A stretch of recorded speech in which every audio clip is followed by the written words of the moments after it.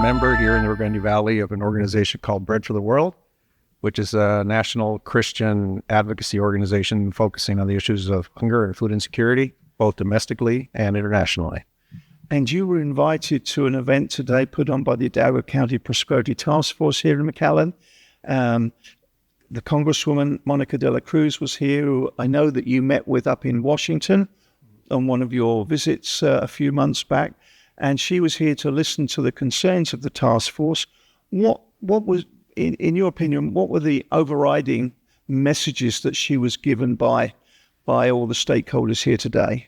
The overall message that I think I heard the different presenters give her was that, first of all, some education about what their different agencies and nonprofits and organizations do. And secondly, toward the end of their presentations, to kind of voice some of their concerns about proposed cuts or cuts that they're already experiencing or potential funding implications coming out of Washington, D.C. that they wanted to bring her attention, and asking her to try to advocate on their behalf to try to mitigate some of these cuts so that they can continue doing the work that they're doing to serve the most vulnerable populations that we have here.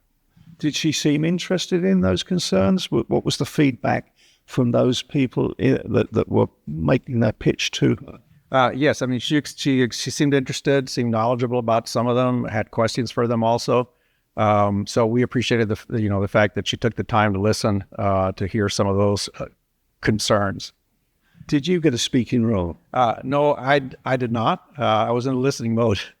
One of my impressions was that she did take the time to explain to people some of the differences in the different budgets that are talked about in Washington. She made it very clear that the White House every year releases its budget, and it's not the final budget. Both chambers of the Congress work on the budgets, and then they come to a final passage. I wanted to point out that even the White House budget is important to pay attention to because that at least alerts people to what may be happening. And so from our perspective as advocates in dealing with hunger and food insecurity, our role as volunteer members of this organization is to pay attention to these things and then begin preparing ourselves to advocate for the cuts that we think may be coming or the funding needs that we see we'd like to advocate for. And that's where we try to mobilize ourselves through our, Bread for the World members, churches, local nonprofits to begin making our voices heard so that we can try to ensure to the extent possible that policies that Congress does pass are the ones that benefit those that are, especially in the area of food insecurity, that are most vulnerable. In your visits up to Washington, D.C., and you've probably got more planned, do you feel the needs of South Texas are listened to at the federal level? I believe that they are. This last visit, we met with both Congresswoman de la Cruz and with our Congressman Vicente Gonzalez, our neighboring congressman. Some of our group in the Valley was from his district.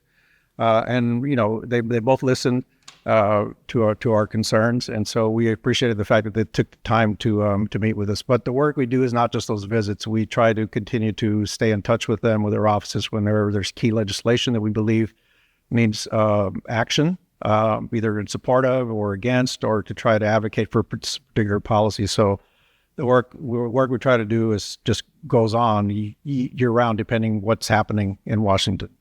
Those are all the questions I had, Felipe. Is there anything else you'd like to add? The only other thing I would add is that one question I would like to pose at some time in the future is though it's clear, the Congresswoman made clear that Congress has the power of the purse, so to speak, that they're the ones that pass the budget. One concern that we are seeing more, some of our concerns more recently are revolving around the possibility of rescissions to cuts that the administration puts to Congress to try to claw back some of the funding that Congress has appropriated.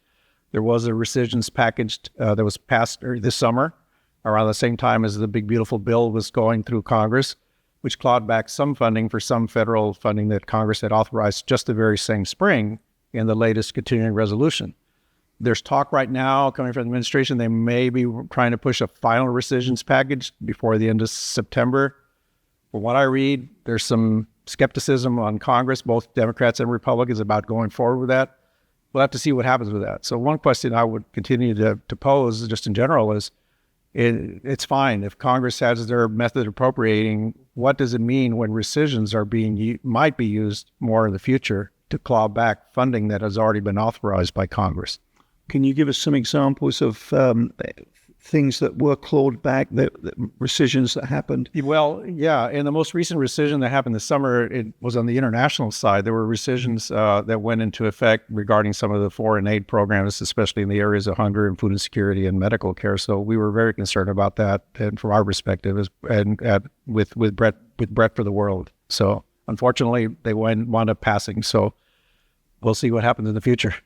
Felipe, thank you so much for today's interview. We really have learned a lot. I appreciate it. Great. Thank you.